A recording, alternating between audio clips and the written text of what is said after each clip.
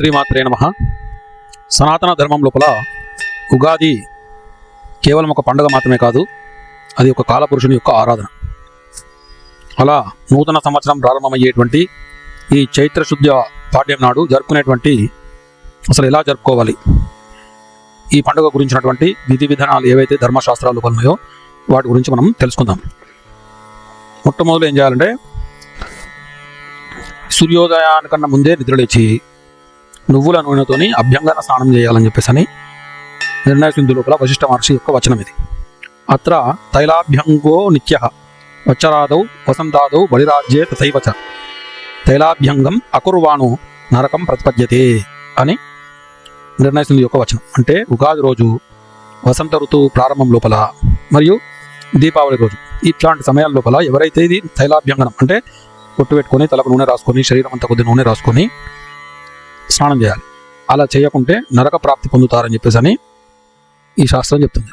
అంటే ఒక మోహం లోపల పడుతుంటారు, అంటే చాలా పుణ్యం వచ్చేటువంటి అవకాశాన్ని వదులుకోవడం వల్ల సరైన ఫలితాలు రావు అని దీని అర్థం. కాబట్టి ఉగాది రోజు మొట్టమొదలు తెల్లవారుజామున లేవడము, తర్వాత కుంకుమ పెట్టుకొని తలకు శరీరానికి, అది స్త్రీలైనా పురుషులైనా కొద్దిగా నూనె రాసుకొని స్నానం చేయాలి. ఇది మొట్టమొదలు శాస్త్రం చెప్పినటువంటి తైలాభ్యంగన స్నానం. దీనివల్ల చాలా శుభాలు చేకూరుతాయి. చేయకుంటే అది ఒక దోషం కూడా అయిపోయింది, ఎందుకంటే ఇది నిత్య అంటే నిత్యకరం, తప్పనిసరి చేయవలసినటువంటి విషయాల లోపల ఒకటి. ఆ తర్వాత ఇంటిని శుభ్రపరచుకొని మామిడి తోరణాలతోని అలంకరించుకోవాలి. ఇక్కడ ఏమంటున్నారంటే, ప్రాప్తే నూతన వచ్చరే ప్రతిగృహే కుర్యా ధ్వజాతోరణం దేవానాం గురు పూజితాంచ శిశవో అలంకార వస్త్రాదిభి అని. అంటే నూతన సంవత్సరం లోపల ప్రతి ఇంట్లో లోపల కూడా మామిడి తోరణాలు కట్టాలి. తర్వాత ధ్వజారోహణ కూడా చేయాలని చెప్పేసి దాని గురించి మనం తర్వాత తెలుసుకుందాము. మన ప్రాంతం లోపల కొద్దిగా ఆచారం లేదు, కానీ శాస్త్రంలో మాత్రం ధ్వజారోహణ చేయాలని చెప్పేసి చెప్పారు. తర్వాత ధ్వజారోహణ చేసిన తర్వాత దేవతలను పూజించి తల్లిదండ్రులకు నమస్కరించాలి. అంటే వాళ్ళ పాదాలకు నమస్కరించి ఈ నూతన సంవత్సరం మొదటి రోజు నాడు ఆశీర్వాదం తీసుకుంటే వాళ్ళ ఆశీస్సుల వల్ల ఈ సంవత్సరం అంతా బాగుంటుందని. అట్లాగే గురువులు అందుబాటులో ఉంటే గురువులకు కూడా నమస్కరించాలి, అందుబాటులో లేకుండా మనం మానసికంగానే నమస్కరించుకోవాలి. తర్వాత ఏమంటున్నారంటే, పిల్లలకు చక్కగా అలంకారాలు చేసి చక్కని వస్త్రాల చేత పిల్లలను కూడా సిద్ధపరచాలి. తాము కూడా మంచి శుభ్రమైనటువంటి బట్టలు ధరించి వస్త్రాభరణాలతో అలంకరించుకోవాలని చెప్పేసి ఈ శ్లోకం యొక్క అర్థం. ఇక కుర్యా ధ్వజాతోరం అంటే ధ్వజస్థాపన, దీన్ని బ్రహ్మధ్వజ స్థాపన అంటారు. ఎందుకంటే బ్రహ్మదేవుడు ఈ రోజే సృష్టిని ప్రారంభించాడని చెప్పేసి శాస్త్రవచనం కాబట్టి ఈ బ్రహ్మధ్వజాన్ని ప్రతిష్ఠించాలి అని చెప్తున్నారు. ఇక్కడ ఏమని చెప్తున్నారంటే, చైత్రే మాసి జగద్బ్రహ్మ ససర్జ ప్రథమే హని శుక్లపక్షే సమగ్రంతు తదా సూర్యోదయే సత్యం. అంటే చైత్రమాసము శుక్లపక్షం మొదటి రోజు అయినటువంటి పాడ్యం నాడు సూర్యోదయం అవుతున్నటువంటి సమయం లోపల బ్రహ్మదేవుడు ఈ సృష్టిని ప్రారంభించాడట. అందుకే ఆ సమయం లోపల బ్రహ్మదేవుని స్మరిస్తూ ధ్వజారోహణ చేయాలి. దీనికి బ్రహ్మధ్వజం అని చెప్పేసి పేరు. ఇది చేయడం వల్ల ఏమైందంటే ఈ సంవత్సరం అంతా విజయాలు సమకూరుతాయట. ఇప్పుడు ఈ ధ్వజారోహణం ఎలా చేయాలని ఎవరైనా ఆసక్తి ఉన్న వాళ్ళు దీన్ని ప్రయత్నించి చూడవచ్చు. ఇది ఉత్తర భారతదేశం లోపల చేస్తూ ఉంటారు, ఇంకా రకరకాల ప్రాంతాల లోపల చేస్తుంటారు. మన ప్రాంతం లోపల కొద్దిగా ఆచారం తక్కువ ఉంది, కానీ శాస్త్రంలో మాత్రం ఇది చెప్పబడింది. ఇది ఏమని చెప్తున్నారంటే, బ్రహ్మధ్వజం సముచిత్య పూజయిత్వా విచక్షణ నూతలై కోమలై పత్రై మాలికాభిశ్చ భూషితం సచేల ముచ్రితం దండం స్థాపయేత్ పురతో గృహే అని. అంటే ఇంటి ముందు కుడివైపున ఒక కర్రను తీసుకొని ఆ కర్రకు ఏదంటే ఒక ధ్వజం చుట్టాలి. ఆ ధ్వజం ఏ రంగులో ఉండాలన్నటువంటి విషయం గురించి తర్వాత ఈ శ్లోకాల లోపల చెప్పారు. దానికి వేప చిగుళ్ళు, మామిడాకులు, పూలమాలలతో అలంకరించుకొని ఆ ధ్వజస్థాపన చేయాలి అని. ఇక్కడ ఏమని చెప్తున్నా అంటే, దండంతు వేణుజం కుర్యా సచేలం కుసుమాన్వితం స నింబపత్రం విన్యస శిఖరే కలశం న్యసే సవర్ణ కలశం తద్వ్రాజతం తామ్రమేవ ధ్వజాగ్రే స్థాపయే సమ్యక్ పూజయశ్చ ప్రయత్నత అని. అంటే ఒక వెదురు కర్రతో తీసుకున్నటువంటి దండాన్ని ఎవరైనా పెట్టుకోవచ్చు, సొంత ఇల్లు ఉన్న వాళ్ళు కానీ పెట్టుకోవచ్చు, లేదా అపార్ట్మెంట్లు ఉన్నా కానీ చిన్నగా ఒక కర్రను కట్టేసి దానికి ధ్వజాన్ని పెట్టుకోవచ్చు. దానికి నూతన వస్త్రాన్ని కట్టాలి. అది ఎలా ఉండాలి అంటే, పీతవర్ణం రక్తవర్ణం వా నూతనం సుప్రశస్తకం ధ్వజార్థే వినియుంజిత సర్వమంగళ సిద్ధే అని. అంటే పసుపు రంగు కలిగినటువంటిది కానీ, లేదా ఎరుపు కషాయం రంగు కలిగినటువంటి కానీ కొత్త వస్త్రాన్ని ధ్వజం కోసం ఉపయోగించాలి. ఇది ఆ కర్ర తొడిగి దానిపైన తమ శక్తిని అనుసరించి బంగారము, వెండి, రాగి పాత్రలను బోర్లించి పెట్టన్నాడు. సాధారణంగా ఈ వెండి బంగారం ఇప్పుడు ఉన్నటువంటి పరిస్థితులకు కష్టం కాబట్టి ఒక రాగి ముంత కానీ, రాగి గ్లాస్ కానీ బోర్లించి పెట్టచ్చు ఎవరైనా చేయాలనుకున్న వాళ్ళు. తర్వాత దానికి వేపాకులు, మామిడి ఆకులు గుచ్చంగా కట్టాలని. ఇది సర్వమంగళాలు సిద్ధించడం కోసము, తర్వాత ఈ సంవత్సరం అంతా విజయాలు రావడం కోసం చేసేటువంటి ధ్వజస్థాపన యొక్క ఆచార్యం. ఇక్కడ ధ్వజస్థాపన కోసం చదువుకోవాల్సినటువంటి మంత్రాల గురించి చెప్తున్నారు. ఈ మంత్రం చదువుతూ బ్రహ్మధ్వజ స్థాపన చేయాలని. బ్రహ్మధ్వజ నమస్తేస్తు సర్వాభీష్ట ఫలప్రద ప్రాప్తేస్మిన్ వత్సరే నిత్యం మద్గృహే మంగళం కురు. బ్రహ్మధ్వజాయ నమస్తుభ్యం సర్వాభీష్ట ప్రదాయక అస్మిన్ వత్సర కాలేతు రక్షమాం సపరివారకం అని ఈ ప్రార్థన చదువుతూ బ్రహ్మదండానికి కొద్దిగా మనం అర్చన మాదిరి పసుపు కుంకుమ పూలు ఇవన్నీ పెట్టేసి నమస్కారం చేయాలి. అంటే దీని యొక్క అర్థం ఏంటంటే, ఒక బ్రహ్మధ్వజమా నీకు నమస్కారము, కోరికలన్నీ కూడా తీర్చేటువంటి ఓ ధ్వజమా, ఈ కొత్త సంవత్సరం లోపల మా ఇంట్లో ఎల్లప్పుడూ కూడా శుభాలనే కలుగజేయము. ఓ బ్రహ్మధ్వజమా, సర్వ కోరికలు తీర్చేటువంటి నీకు నమస్కారము. ఈ సంవత్సరం పొడవునా నన్ను నా కుటుంబాన్ని సపరివారంగా, అంటే నన్ను నా కుటుంబాన్ని రక్షించు అని బ్రహ్మదేవునికి నమస్కరించుకోవడం. ఎందుకంటే ప్రజాపతి అంటే సంతానానికి అధిదేవత, తర్వాత ప్రజలందరూ కూడా అధిదేవత అయినటువంటి బ్రహ్మను ప్రార్థించడం. ఇది ధ్వజస్థాపన యొక్క కార్యక్రమం. ఆ తర్వాత ఈరోజు ఇంకా ఉగాది పచ్చడి తినాలని చెప్పేసి అని శాస్త్రం చెప్తుంది. ఇది ఏంటంటే దీనివల్ల ఆరోగ్యము, ఆయుష్, తర్వాత ఐశ్వర్యాలు, ఇంకా సుఖాలు కూడా కలుగుతాయని చెప్పేసి అని శాస్త్రవచనం. దీనికి ఎలాంటి ఉగాది పచ్చడి అనేటువంటి విషయం చెప్తుందంటే, మరీచి హింగు లవణై రుజామోదాకు శర్కరై తింత్రిణీ నింబకుసుమం భక్షేత్ రోగశాంతయేత్. అంటే మిరియాలు, అంటే మిరియాల పొడి, ఇంగువ, ఉప్పు, తర్వాత వాము, తెలంగాణలో దీన్ని ఓమా అంటారు, అది, తర్వాత బెల్లం, తర్వాత చింతపండు, వేపపూత, ఈ వేప పువ్వు, వీటిని యొక్క మిశ్రమాన్ని పచ్చడిగా చేసి దాన్ని దేవుడికి సమర్పించి స్వీకరించాలి. తీసుకుంటే దీనివల్ల రోగశాంతి, అంటే ఆరోగ్యాన్ని సమకూరుతుంది. ఎటువంటి రోగాలు ఉన్నా కానీ, మానసిక రోగాలు, శారీరక రోగాలు ఉన్నా కానీ శాంతిస్తాయి అని ఈ రకంగా తీసుకుంటే ఈ వస్తువులతోనే ఇది రోగశాంతి అని. తర్వాత ఇంకొక శ్లోకం లోపల ఏమని చెప్పిందంటే, వర్షాదౌ నింబకుసుమం శర్కరాంలా ఘృతైర్యుతం భక్షితం పర్వయామేచ తద్వర్షం సౌఖ్యదాయకం అని. అంటే ఏడాది మొదట్లో ఉగాది రోజు వేప పువ్వును, చక్కెర, పులుపు మరియు నెయ్యి, అంటే వేప పువ్వు, చక్కెర, పులుపు, నెయ్యి, వీటిని కలిపి సేవిస్తే, భగవంతుడికి సమర్పించి సేవిస్తే ఇది సుఖాలను ఇస్తుంది అని. ఇది కూడా మనం ప్రయత్నం చేయొచ్చు. తర్వాత ఏమంటున్నారంటే, శతాయుర్ వజ్రదేహాయ సర్వసంపత్కరాయ చ సర్వారిష్ట వినాశాయ నింబకం దళభక్షణం అని. అంటే ఈరోజు ఎవరైతే ఈ వేప పువ్వును స్వీకరిస్తారో వాళ్ళకు శతాయురు అంటే 100 సంవత్సరాల ఆయుష్ కలుగుతుంది. తర్వాత వజ్రదేహాయ, వజ్రం అంటే దృఢమైనటువంటి శరీరం కలుగుతుంది. సర్వసంపత్కరాయచ అంటే సకల విధమైనటువంటి సంపదలు కూడా కలుగుతాయి. సర్వారిష్ట వినాయశ అంటే అన్ని రకాల అరిష్ట నివారణ కూడా కలుగుతుంది. దీన్ని ఈ రోజు ఈ నింబ ప్రసాదాన్ని స్వీకరించినట్టయితే, ఇక్కడ నింబకం దళభక్షణం అంటే వేప ఆకులు తింటే అన్నారు, వేప పూతన తింటున్నారు మన దగ్గర, సరే ఏదైనా చేయొచ్చు. కాబట్టి ఈ 3 శ్లోకాలు ఉగాది పచ్చడి గురించి, తర్వాత వేప ఆకుల స్వీకరణ, తర్వాత ఇంకొకటి సుఖాల వృద్ధి కోసం చేసేటువంటి, ఇది మనం అన్ని ప్రయత్నాలు చేయొచ్చు, లేదా మనకు అవకాశం ఉన్నటువంటి విషయాలు మాత్రం తీసుకోవచ్చు, కానీ తప్పనిసరి ఉగాది పచ్చడి రూపంలో మాత్రం తీసుకోవాలి. తర్వాత ఈరోజు అత్యంత ముఖ్యమైనటువంటి విషయం ఏంటంటే, కాలపురుషుని యొక్క ఫలితాలను వినడం. దీనివల్ల అత్యధిక పుణ్య ఫలితం కలుగుతుంది. ముఖ్యంగా ఈ ఉగాది రోజు పంచాంగ శ్రవణం, అంటే పంచాంగాన్ని వినడం వల్ల ఎట్లాంటి ఫలితాలు కలుగుతాయో శాస్త్రం చెప్తుంది.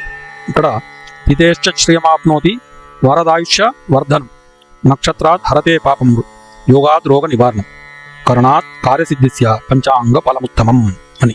ఎవరైతే ఈ ఉగాది రోజు పంచాంగ శ్రవణాన్ని వింటారో వారికి తిథి వల్ల సంపద కలుగుతుంది, వారం వల్ల ఆయుష్ వృద్ధి పొందుతుంది, తర్వాత నక్షత్రం వల్ల పాపం తొలగిపోతుంది, తర్వాత యోగం వల్ల రోగ నివారణ జరుగుతుంది, మరియు కరణం వల్ల కార్యసిద్ధి కలుగుతుంది. అసలు పంచాంగం అంటే తిథి, వారము, నక్షత్రము, యోగము, కరణం, ఈ 5 కలిపి పంచాంగం అని పేరు.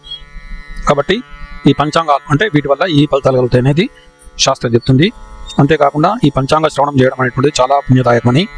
కన్యావని కాంచన దిగ్గజానాం గవాం సహస్రం సతతం ద్విజేభ్య దత్వా ఫలం యల్లభతే మనుష్య తత్తత్ ఫలాన్యబ్ద ఫలంచ శృణ్వన్ అని. అంటే ఎవరైతే ఈ ఉగాది రోజు ఒక పద్ధతి ప్రకారము పంచాంగ శ్రవణం చేస్తారో వారికి కన్యాదానం చేసినటువంటి ఫలితము, భూదానం చేసినటువంటి అంటే భూమిని దానం చేసినటువంటి ఫలితము, సువర్ణదానం అంటే సువర్ణాన్ని దానం చేసింది, తర్వాత వేలాది ఆవులను దానం చేసినటువంటి ఫలితము కేవలము ఈ యొక్క నూతన సంవత్సరం నాడు పంచాంగ ఫలితాలను వినడం వల్ల లభిస్తుంది. ఇక్కడ పంచాంగ శ్రవణం చేయడం అంటే యూట్యూబ్లో వచ్చేటువంటి శ్రవణం కాదు, చక్కగా ఒక పద్ధతి ప్రకారము ఎక్కడైతే ఒక పండితుడి చేత పంచాంగ శ్రవణం చేయబడుతుందో, అంటే ప్రత్యక్షంగానే ఎప్పుడైనా సరే మనకు ఆధ్యాత్మిక మహత్యం సిద్ధిస్తుంది. కేవలం మనం యూట్యూబ్ కానీ లేకుంటే ఇంకా రకరకాల సోషల్ మీడియా మాధ్యమాలు వినడం వల్ల కేవలం జ్ఞానం మాత్రమే లభిస్తుంది తప్ప ఒక మహత్యం ప్రత్యక్షంగా సిద్ధించాలంటే అది సాక్షాత్తుగా జరిగినప్పుడే జరుగుతుంది. కాబట్టి వీలైనంత వరకు ఎవరైనా సరే తమకు అవకాశం ఉన్నటువంటి దగ్గరికి వెళ్ళి ఈ పంచాంగ శ్రవణం చేయడం వల్ల ఈ ఫలితాలు లభిస్తాయి.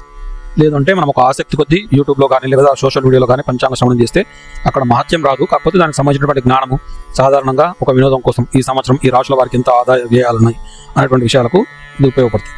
కానీ ప్రత్యక్షమైనటువంటి ఫలితం మాత్రము ప్రత్యక్షంగా ఎక్కడైతే పండితులు పంచాంగ శ్రవణం అంటే పంచాంగ ఫలితాలను చెప్తున్నారో అక్కడికి వెళ్ళి అక్కడ విని ఆయా దేవతలను నమస్కరించుకోవడం వల్ల ఈ ఫలితాలు సిద్ధిస్తాయి. ముఖ్యంగా ఈ ఉగాది రోజు ఎవరైతే పంచాంగ ఫలితాలను శ్రద్ధగా వింటారో దాని గురించి ఏమని చెప్తున్నారంటే శ్రీకళ్యాణ గుణావహం అంటే ఎవరైతే వింటారో వాళ్ళకు చక్కని గుణాలు అలవడతాయట. రిపుహరం అంటే శత్రువులందరూ కూడా శత్రువులు శత్రుపీడలు తొలగిపోతాయి. దుస్వప్న దోషాపహం ఏదైనా చెడ్డ కళలు పడుతూ ఉండడము, మనసు లోపల ఎప్పుడు నెగటివ్ ఫీలింగ్స్ ఉండడం ఇట్లాంటివి ఉంటే అవి కూడా తొలగిపోతాయి.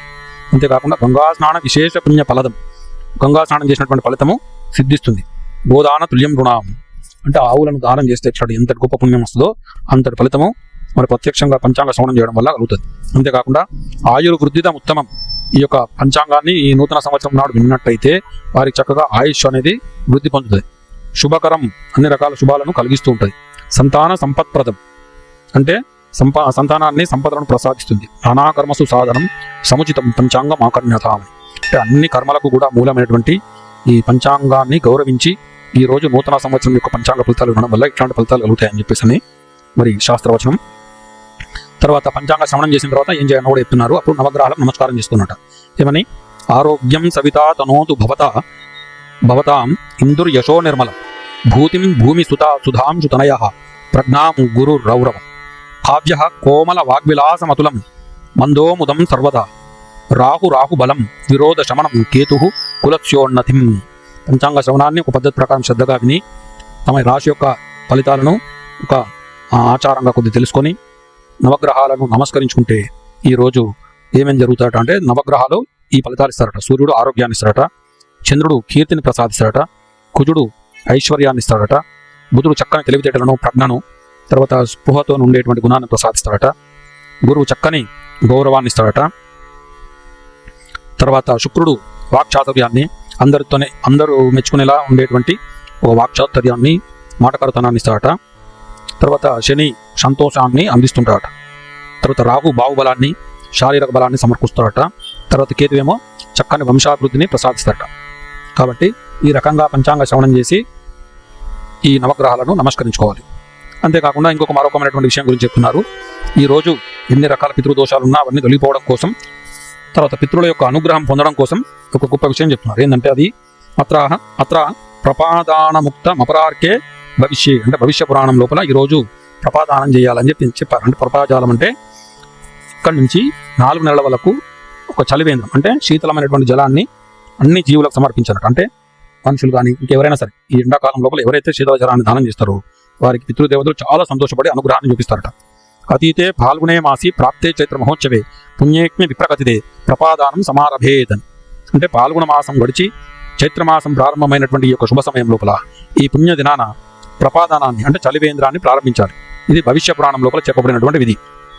ఇదేంటంటున్నారంటే ప్రపేయం సర్వసామాన్య భూతేభ్య ప్రతిపాదిత అస్యాహ ప్రధానాత్ పితృస్తృప్యంతి పితామహ అని అంటే ఈ చలివేంద్రం ఏదైతే ఉందో అంటే ఈ శీతల జలాలను అందరికీ అందించేటువంటి ఈ చలివేంద్రము ఏదైతే ఉందో ఇది సకల ప్రాణుల కోసం ఉద్దేశించబడింది. దీని ద్వారా లభించేటువంటి పుణ్యం వల్ల నా పితృదేవతలు మరియు పితామహులు కూడా తృప్తి చెందురుగాక అని ప్రార్థిస్తూ ఈ చలివేంద్రాన్ని ప్రారంభించాలి. ఇలా చేయడం వల్ల పితృదేవతలకు అక్షయమైనటువంటి తృప్తి లభిస్తారట అందరికీ కూడా ఈ చల్లటి నీటిని అందించడం వల్ల. ఇది 4 మాసాల పాటు నిరంతరంగా కొనసాగించేటట్టు చూసుకోవాలి. ఇది చాలా అత్యుత్తమైనటువంటి విశేష ఫలితం ఇస్తుంది. తర్వాత మన జాతకాల లోపల కానీ ఇంకా ఎటువంటి పితృదోషాలన్నా కానీ తొలగించేటువంటి మహాత్మ్యము ఈ యొక్క చలివేంద్రాన్ని ఏర్పాటు చేసేటువంటి విషయానికి ఉన్నదని చెప్తున్నారు. తర్వాత ఈ చలివేంద్రాన్ని ఎట్లా ఏర్పాటు చేయాలంటే మొట్టమొదటి చలివేంద్రానికి ఒక తగినటువంటి స్థలాన్ని వెతుక్కొని అక్కడ కుండలు ఈ చల్లని నీరు ఇచ్చేటువంటి ఏదైతే ఘటాలు ఉన్నాయో ఆ కుండలను ఏర్పాటు చేసి ఆ ఘటాల లోపల మొట్టమొదలు నీళ్ళు నింపిన తర్వాత వరుణదేవుని ఆవాహన చేసి తర్వాత గంగాది అన్ని నదులను స్మరించి ఆ యొక్క కుండలను పూజించి తర్వాత పితృదేవతలందరినీ కూడా స్మరించి తన గుర్తున్నటువంటి పితృదేవతలు ఎవరున్న వాళ్ళని కూడా స్మరించి ఈ కింది మంత్రంతో శీతల జలం దానం చేయాలి. ఏంటంటే ఈ మంత్రం ఏమిటంటే ఏష ధర్మ కఠోదత్తు బ్రహ్మ విష్ణు శివాత్మక అస్య ప్రధాన సకల మమ సంతు మనోరథా అంటే త్రిమూర్తి స్వరూపమైనటువంటి ఈ ధర్మకుంభాన్ని దానం చేయడం వల్ల నా యొక్క మనసులో ఉన్నటువంటి అన్ని రకాల మనోరథాలన్నీ మనసులో ఉన్నటువంటి కోరికలన్నీ కూడా సిద్ధించుగాక, నేను నా వంశం కూడా పావనమవుగాక, పితృదేవతలందరూ కూడా సంతోషింతురుగాక అని చెప్పేసి అని మనసులో ప్రార్థించి ఇట్లా ఏర్పాటు చేయాలి. ఒకవేళ పెద్ద ఎత్తున ఈ చలివేంద్రాన్ని ఏర్పాటు చేయడం వీలు కాకపోతే ఏం చేయాలనేటువంటి విషయం కూడా చెప్తున్నారు. ఏంటంటే ఇది ధర్మఘట దానం, అంటే చల్లని నీరు ఇచ్చేటువంటి ఒక రంజన్ కానీ లేదా ఆ చల్లని నీళ్ళు అయ్యేటువంటి ఒక కుండ కానీ మరి దానం చేయాలి. ఎవరికి ఒక మంచి బ్రాహ్మణునికి ఇది దానం ఇవ్వాలి. ఏమని చెప్తున్నారంటే ధర్మఘటో వస్త్ర సంవేష్టితాన బ్రాహ్మణస్య గృహేదేయ శీతమల జల శుచి. అంటే ఇక్కడ కూడా ఇదే మంత్రం మనసు లోపల అనుకుంటూ ఏష ధర్మఘటో దత్తో బ్రహ్మ విష్ణు శివాత్మక అస్య ప్రధాన సకల మమసంతు మనోరథా అని. అంటే ఆ రంజన్ అని మన తెలంగాణలో అయితే రంజన్ అంటారు. ఆ చల్లని కుండను ఏదైతుందో దానికి ఒక వస్త్రాన్ని చుట్టి బ్రాహ్మణునికి దక్షిణతో పాటు సమర్పించాలి. ఇచ్చి ఇదే మంత్రం ఏష ధర్మఘటో దత్తో బ్రహ్మ విష్ణు శివాత్మక అస్య ప్రధాన సకల మమసంతు మనోరథా. ఇంతకుముందు చెప్పినటువంటి శ్లోకమే అది. బ్రహ్మ విష్ణు మహేశ్వర స్వరూపమైనటువంటి యొక్క ధర్మకుంభాన్ని నేను దానం చేస్తున్నాను, నా కోరికలను నెరవేరుగాక అనేటువంటి మంత్రాన్ని అది ఇస్తే ఇప్పుడు కూడా 4 నెలల పాటు అందరికీ దానం చేసినటువంటి ఫలితమే సిద్ధిస్తుంది, ఎవరికైతే ఆ చలివేంద్రాన్ని చేయడం వీలు కాదు. అంతేకాకుండా ఈ యొక్క ఉగాది నాడే నవరాత్రులు ప్రారంభమవుతాయి. ముఖ్యంగా 2 రకాల నవరాత్రులు ఈరోజు ప్రారంభమయ్యేటువంటి నవరాత్రులు శ్రీరామ నవరాత్రులు, తర్వాత లలితా త్రిపుర సుందరి దేవి యొక్క నవరాత్రులు. ఇక్కడ ఏమని చెప్తున్నారంటే శరత్కాలే మహాపూజ క్రియతే యాచ చండిక తద్వసంతకాలేపి కర్తవ్య భూతిమిచ్చత అని. అంటే ఐశ్వర్యాన్ని కోరుకునేవారు ఎట్లయితే శరన్నవరాత్రులు చేస్తారు అంటే దసరా సమయం లోపల అమ్మవారికి, అలాగే వసంతకాలం లోపల కూడా నవరాత్రులు చేయాలి. నవరాత్రుల లోపల అమ్మవారిని ఆరాధించాలి. చేయడం వల్ల వీరికి ఐశ్వర్యం అనేది వృద్ధి పొందుతుంది అని. అట్లాగే చైత్రశుద్ధ పాడ్యం నుంచి నవం వరకు శ్రీరామ నవరాత్రులు జరుగుతాయి. నిజానికి ఈ మంత్రశాస్త్రాలు తంత్రశాస్త్రాలు ఏమని చెప్తున్నాయంటే దుర్గాదేవిను కృష్ణుడు ఇద్దరు ఒకటే స్వరూపమూర్తులని, లలితాదేవి శ్రీరామచంద్రుడు ఇద్దరు ఒకటే స్వరూపం. కాబట్టి లలిత అమ్మవారికి శ్రీరామచంద్రుడికి ముఖ్యంగా ఈ వసంత నవరాత్రులు అంటే చైత్రమాసంలో ఉండేటువంటి ఈ నవరాత్రులు, తర్వాత అక్కడ శరన్నవరాత్రులేమో దసరా సమయం లోపల కృష్ణుడు కూడా అప్పుడు చేస్తూ ఉంటారు.